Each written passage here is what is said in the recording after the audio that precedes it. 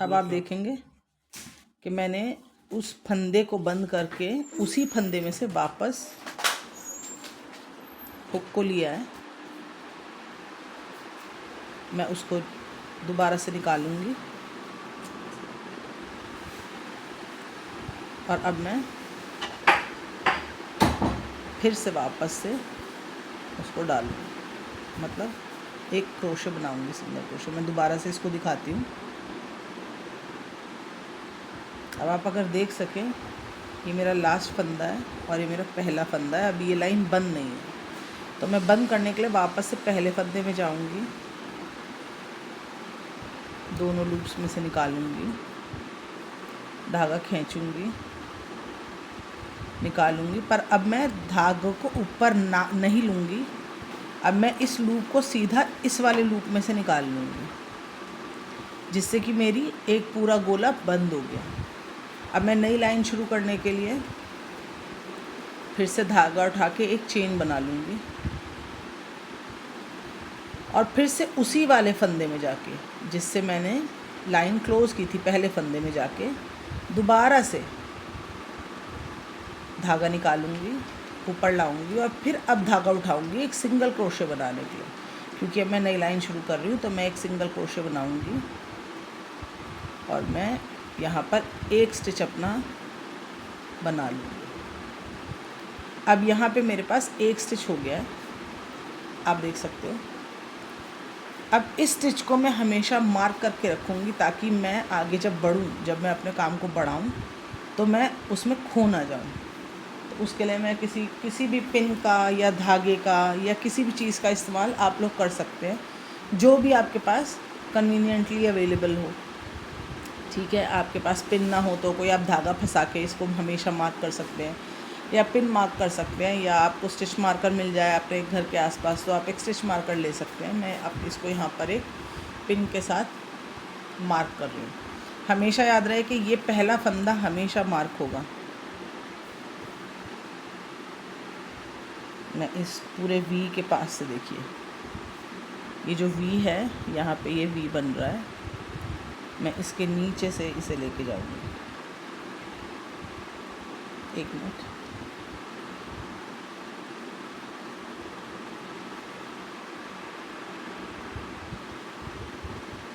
इस पूरे वी के नीचे से मैं इसे लेती भी जाऊँगी और इसे बंद कर लूँगी। अभी मेरा पहला फंदा मार्क हो गया, जिसको हम सिंगल क्रोशे कहते हैं। अब मुझे इसमें इंक्रीज़ करने हैं। मुझे इंक्रीज़ का मतलब है मुझे बढ़ाना है, तो मैं बढ़ाने के लिए अब इसमें मैंने पहला फंदा ले लिया। अब 5 फंदे मेरे पहले लाइन में थे, अब मुझे इन्हें 10 करना है, तो मैंने पहला फंदा इसमें ले लिया। अब मैं बाकी के सारे फंदों में, हर फंदे में 2 फंदे डालूँगी, 2 सिंगल क्रोशे, हर सिंगल क्रोशे में 2 सिंगल क्रोशे। ये देखिए, एक सॉरी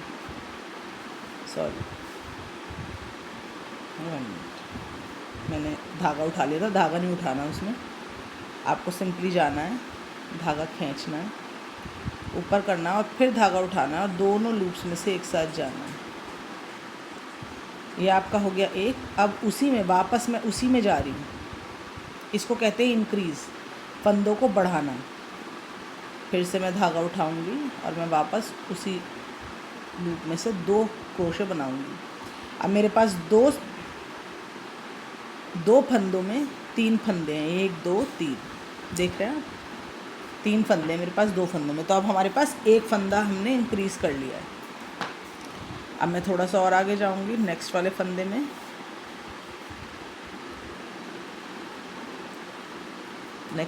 में जाऊंगी, हुक को मैं डालूंगी, बाहर निकालूंगी, धागा उठाऊंगी और वापस से मैं एक सिंगल क्रोशे बनाऊंगी। फिर से मैं उसी वाले में जाऊंगी, देखिए जिसमें मैंने पहले बनाया था। एक गई, दूसरा निकाला, तीसरा स्टेप मैंने धागा उठा के दोनों लूप्स में से खींचा, इसको हम कहते हैं सिंगल क्रोशे।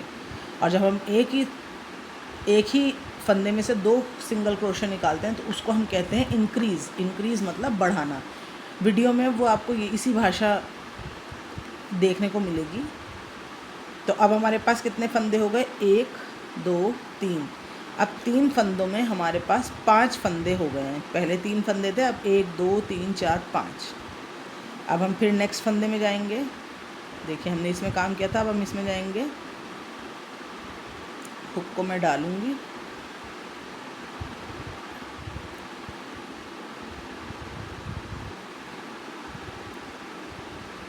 ठीक है। हुक को मैंने, देखिए ये पूरे वी के नीचे डाला, ये वीडियो में शायद साफ नहीं दिख रहा हो, ठीक है। अब मैंने धागे को खींचा, निकाला, उठाया, एक क्रोशे, फिर वापस से उसी में हम गए। अब मैं समझती हूँ कि इतना आपको समझ आ गया होगा। इंक्रीज़ किसे कहते हैं ये आपको समझ आ गया होगा, ठीक है। अब हमारे पास, हम गिन लेते कितने फंदे हो गए, 1 2 3 4 5 6 7। अब हम फिर से आगे जाएंगे, इसको अपने हुक पे दोनों लूप्स के नीचे से लेंगे, खींचेंगे धागे को, फिर से धागा उठाएंगे और दोनों लूप्स के नीचे से एक साथ लेके जाएंगे। तो 8, और फिर मैं वापस उसी में जा रही हूँ, 9। अब ये मैंने 9वां फंदा बना लिया।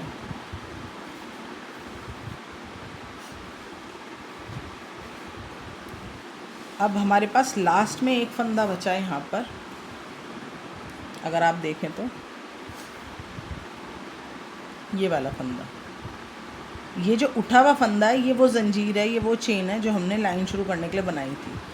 तो हम इसमें कभी काम नहीं करेंगे। और इस वाले फंदे में हम सिर्फ 5 से जब हम 10 करते हैं, पहली से जब हम दूसरी लाइन बनाते हैं, बस हम तभी काम करते हैं, उसके बाद हम उसमें काम नहीं करते कभी भी। तो ये जो लास्ट फंदा है, अब इसमें हम, क्योंकि हमने पहले फंदे में एक ही बनाया था और हमारे पास अभी 9 है और हमें इन्हें 10 करना है, तो हम इसको एक और फंदा बनाएंगे।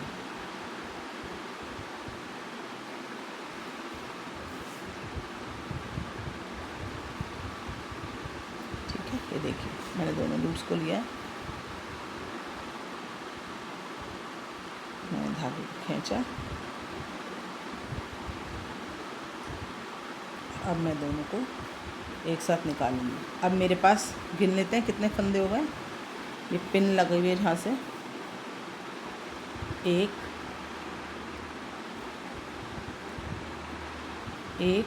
2 3 4 5 6 7 8 9 10।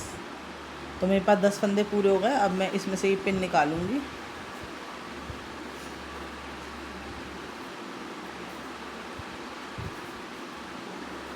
और फिर से मैं इस पहले फंदे को पकड़ूंगी। अब देखिए यहाँ पे मैंने इसमें काम किया हुआ है और यहाँ पर एक छोटी सी चेन आपको दिख रही है, इसमें कुछ नहीं करना है आपने। इसके आगे वाले, ये पहला फंदा जिसमें हमने पिन लगाई थी, हमेशा ध्यान रखिएगा जिसमें आपने पिन लगाई थी उसमें अब आप वापस से काम करेंगे इस लाइन को बंद करने के लिए। दोनों के नीचे से आपने लिया, खींचा, फिर से हम इसको स्लिप स्टिच से बंद करेंगे। अब मैं धागा नहीं उठाऊंगी, मैं सीधा इस लूप को इस वाले लूप से निकाल लूँगी। ये हो गई आपकी लाइन बंद। अब आप वापस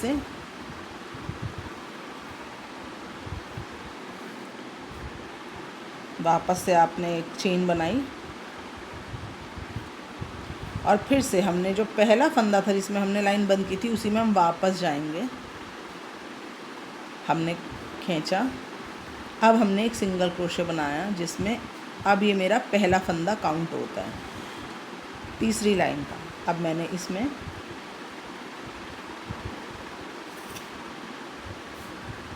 मैं एक पिन लगाऊंगी ताकि मुझे ये फंदा याद रहे कि मेरा पहला फंदा है और मैं कहीं खो ना जाऊं, क्योंकि एक बार अगर हम खो गए तो हमें अपना काम पूरा खोलना पड़ेगा वापस से, जो बहुत नुकसान होता है।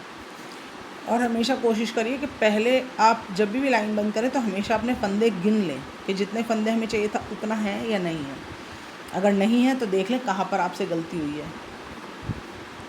अब ये 10 फंदे हो गए हैं। अब 10 के मुझे अगर इसे 15 करने हैं तो मैं क्या करूँगी, पहला फंदा हमने लिया, ये सिंगल है, अब मैं दूसरे फंदे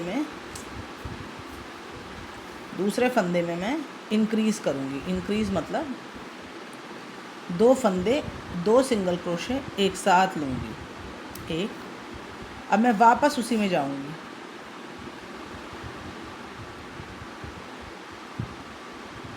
2। अब मेरे पास 2 फंदों में 3 फंदे हो गए हैं। अब फिर से मैं नेक्स्ट में जाऊंगी और मैं इसमें सिर्फ एक सिंगल क्रोशे करूंगी, ठीक है। अब मैं उसे नेक्स्ट में जाऊंगी। अब मैं यहाँ पर इंक्रीज़ करूंगी। इंक्रीज़ मतलब फंदे को बढ़ाऊंगी, वापस से उसी लूप में जाना है और 2 निकालने हैं एक साथ, 2 सिंगल क्रोशे एक साथ। फिर मैं नेक्स्ट में जाऊंगी, फिर मैं उसमें सिंगल क्रोशे करूंगी और फिर उसके नेक्स्ट में मैं 2 सिंगल क्रोशे एक साथ करूँगी। इसको हम कहते हैं इंक्रीज़, जब हम 2 सिंगल क्रोशे एक साथ करते हैं। फिर मैं जाऊँगी, फिर से मैं एक सिंगल क्रोशे करूँगी अगले स्टिच में,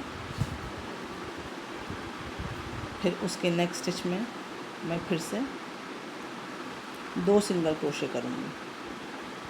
तो हमें ऑल्टरनेट करके चलना है, एक सिंगल क्रोशे इंक्रीज़।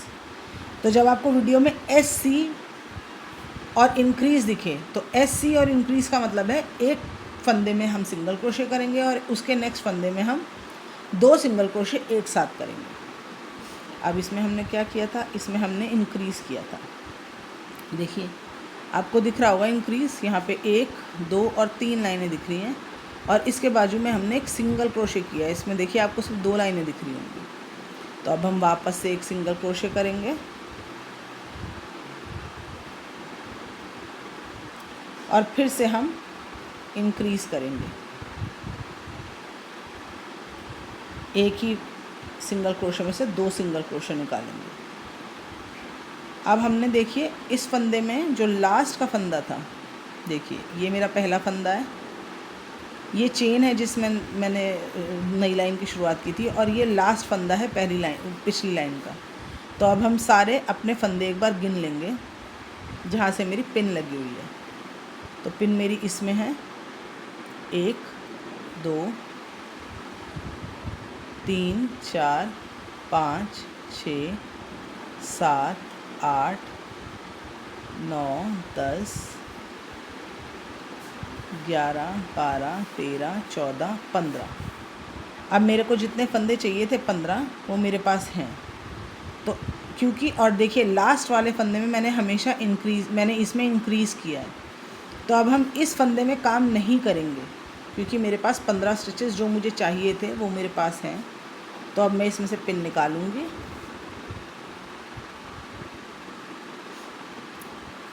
और पहले फंदे में वापस से अपना हुक डालूंगी, धागा खींचूंगी और सीधा स्लिप स्टिच से मैं उसे जॉइन कर दूंगी, ठीक है। सिर्फ हम जब पहली लाइन से दूसरी लाइन में जाते हैं तभी हम इस लास्ट फंदे में काम करते हैं, उसके बाद हम इसमें काम नहीं करते। अब मैं उसके नेक्स्ट लाइन बनाऊंगी। ये ऐसे ही चलता जाएगा, जहाँ से आपको वीडियो दिखेंगी, जैसे आप वीडियो देखेंगे तो आपको समझ आता जाएगा। फिर मैंने चेन बनाई, वापस से देखिए इसी में मैंने चेन बनाई है। अब इसी में वापस जाके एक फंदा लूँगी सिंगल क्रोशे, ये मेरा पहला फंदा होगा। आई होप इतना आपको समझ आ गया होगा। अब हर लाइन में 15 के जैसे अभी 5 के 10 किए, 10 के 15 किए, 15 के हम 20 करेंगे। तो सिंपल है, पहले हमने एक सिंगल क्रोशे और एक सिंगल क्रोशे इंक्रीज़ किया, फिर एक सिंगल क्रोशे इंक्रीज़ किया। अब इधर हम 2 सिंगल क्रोशे करेंगे, एक सिंगल क्रोशे फिर एक और सिंगल क्रोशे। अब हमारे पास 2 फंदों में 2 फंदे हैं। अगर आप देखें तो ये देखिए 2 फंदों में 2 फंदे हैं। पर अब हम नेक्स्ट में, क्योंकि अगर मेरे को 15 के 20 करने हैं तो अब मैं हर 2 फंदे छोड़ के एक इंक्रीज़ करूँगी। तो अब मैं तीसरे फंदे में 2 सिंगल क्रोशे एक साथ लूँगी। देखिए अब मेरे पास 3 फंदों में 4 फंदे हैं, 3 सिंगल क्रोशे में 4 सिंगल क्रोशेज मेरे पास हैं। तो आप जैसे आपको 15 से 20 करने हैं तो आपको 2 फंदे छोड़ के एक बढ़ाना है। अब ऐसे ही अगर आपको 20 से 25 करने हो तो आप 3 सिंगल क्रोशे करेंगी और फिर एक बढ़ाएंगी, 3 सिंगल क्रोशे फिर एक बढ़ाएंगी। ये ऐसे ही चलता रहेगा। अगर आपको 25 के 30 करने हो तो आप 4 सिंगल क्रोशे करेंगी, फिर एक बढ़ाएंगी, फिर 4 सिंगल क्रोशे करेंगी, एक बढ़ाएंगी। ये 5 का सेट या 6 का सेट चलता है, ठीक है। ऐसे ही जैसे जैसे हम बढ़ते जाएंगे, अगर उसने शुरू में 5 फंदे बढ़ाए हैं तो हर लाइन में वीडियो में वो 5 ही फंदे बढ़ाएगी। तो 5 फंदे बढ़ाने के लिए आपको हर लाइन में एक छोड़ के या 2 छोड़ के या 3 छोड़ के 4 छोड़ के एक एक बढ़ाना होगा। वो आपको वीडियो में वो बताएगी। ऐसे ही अगर उसने अपना काम वीडियो में 6 फंदों से शुरू किया है तो वो हर लाइन में 6 फंदे बढ़ाएगी। तो जब 6 फंदे वो बढ़ाएगी तो भी वो 1 छोड़ के, 2 छोड़ के, 3 छोड़ के, पर उसके सेट जैसे 5 जहाँ से हम शुरू करते हैं मैजिक सर्कल, उसमें 5 सेट बनते हैं। इसमें जब वो 6 डालेगी इस मैजिक सर्कल में 6 फंदे, तो यही प्रोसेस हम 6 बार हर लाइन में करेंगे, तो 6 का सेट बनेगा। आई होप इतना समझ आ गया होगा, ठीक है। ये बहुत क्लोजली मैंने वीडियो बनाई है। अगर फिर भी आपका कोई सवाल हो तो आप मुझसे एक बार पूछ सकते हो, ठीक है।